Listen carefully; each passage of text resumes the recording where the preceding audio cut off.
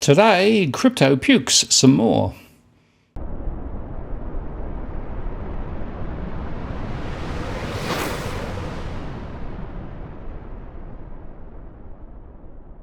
Hello again, it's Martin North from Digital Finance Analytics, one latest post covering finance and problem news with a distinctively Australian flavour.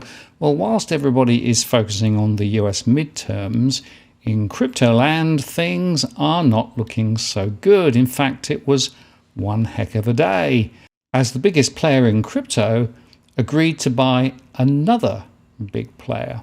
This reported by Bloomberg.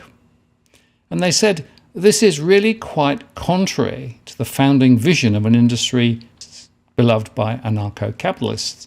Short story goes like this. Binance founder and billionaire Changpeng CZ Zhao moved to take over FTX.com, owned by fellow billionaire Sam Bankman-Fried, who also happens to be a former disciple of Zhao. In a tweet on Tuesday, Zhao said FTX asked for our help. There is a significant liquidity crunch.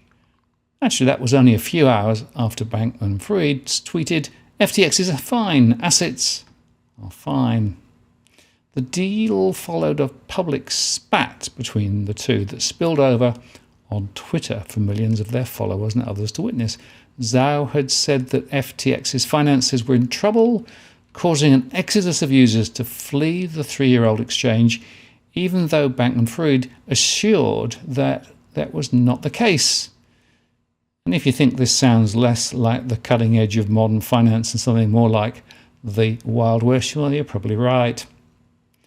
Bloomberg News reported such moves would be prohibited on Wall Street, but aren't uncommon in this rough and tumble corner of finance, which remains largely devoid of regulation about a decade after its founding. Ironically, it was Bankman-Fried who was pushing for greater regulation, something which Zhao has largely opposed. It's important to note the agreement is non-binding, which means it could fall apart quite easily during due diligence. And there will need to be a lot of due diligence for the deal that would be one of the most significant events that the industry has seen in its roughly 14-year history.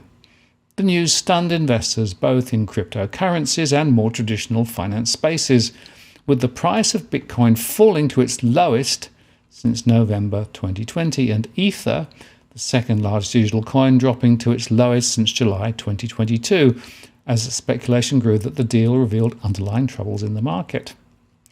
The development also broke months of quiet trading since June, at which time the highly volatile Bitcoin appeared to have settled something around 20,000 US. Now the drama is back.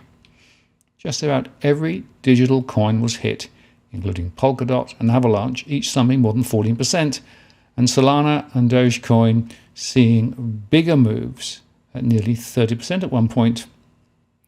In fact, Bloomberg suggests that Bankman-Fried lost about 94% of his net worth in one day, and FTT, the utility token for FTX, collapsed by more than 75%.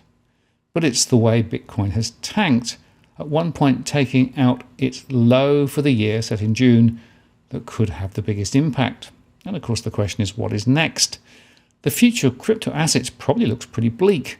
The risks of contagion spreading to other asset classes appears to be limited at this time, though. Michael Purvis, founder of Tallback Capital Advisors, now expects Bitcoin to drop to around 15,000 US by the end of the week. And even so, he thinks crypto's crash could be viewed as a symptom of the Federal Reserve's efforts at pricking the asset bubbles spawned by an era of ultra-low interest rates.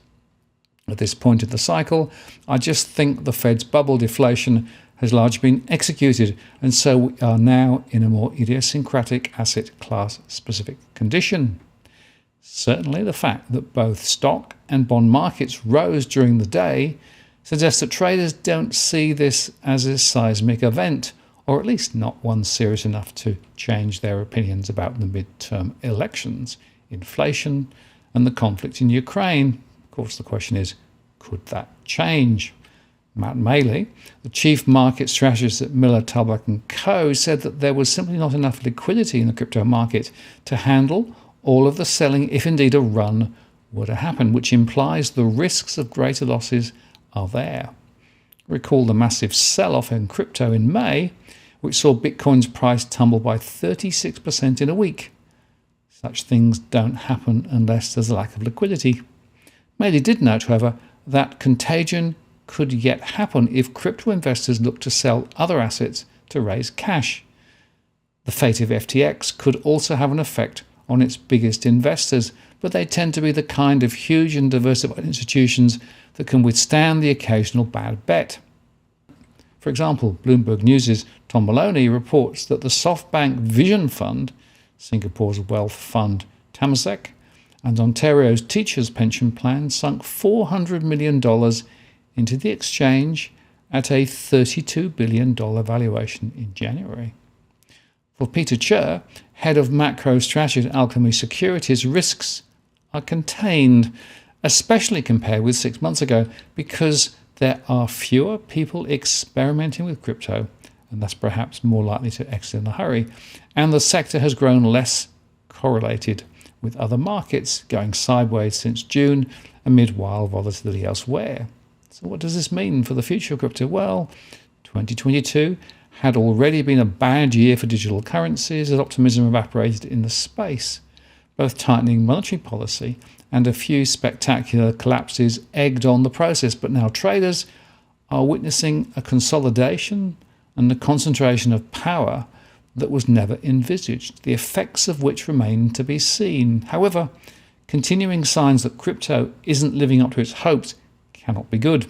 For Frank Capillari, founder of Cap Thesis, more bad news is just, well, bad news. Given the consistent downtrend in Bitcoin and others, new bad news clearly isn't supportive.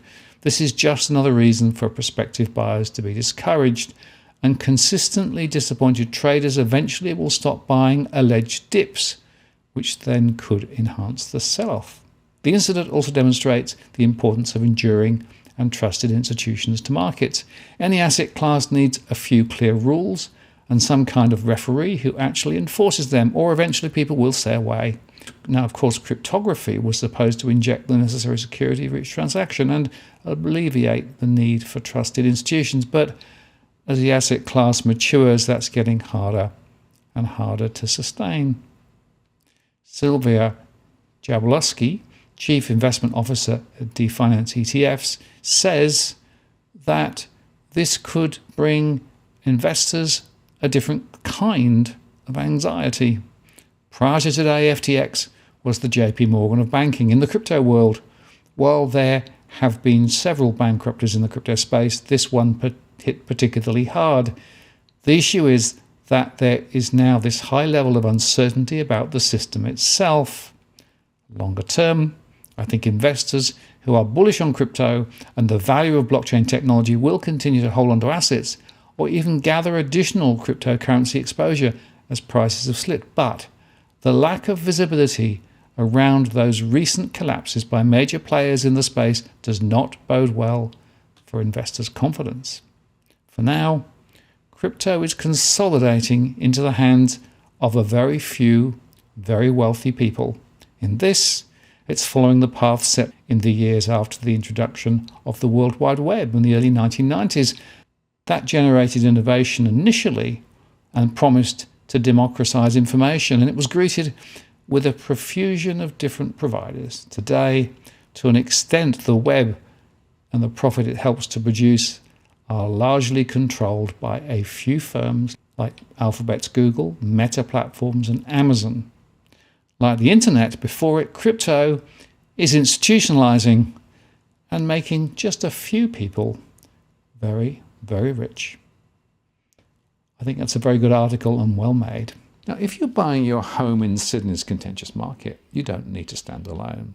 This is the time you need to have Edwin Almeida from Ribbon Property Consultants standing alongside you. Buying a property is both challenging and adversarial. The vendor has a professional on their side. Emotions run high, price discovery and price transparency are hard to find, and then there's the wasted time and financial investments that you make. Edwin understands your needs, so why not engage a licensed professional to stand alongside you?